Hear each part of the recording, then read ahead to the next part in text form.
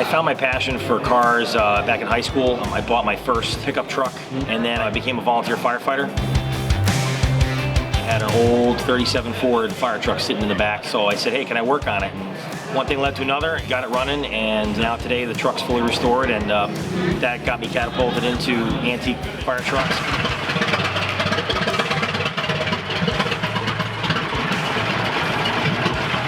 I started working on fire trucks on Martha's Vineyard years later, and now here I am at this place.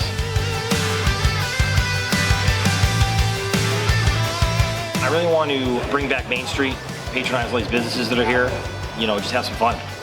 It's a really great community.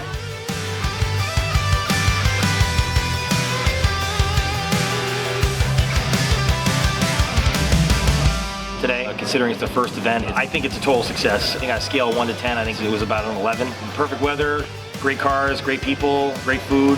Couldn't got any better, and I can't wait for the next one. I'm looking forward to having another one this fall. Please come out and support Main Street. Bring your car if you got it, and have some food, have some fun, and be part of the armory here.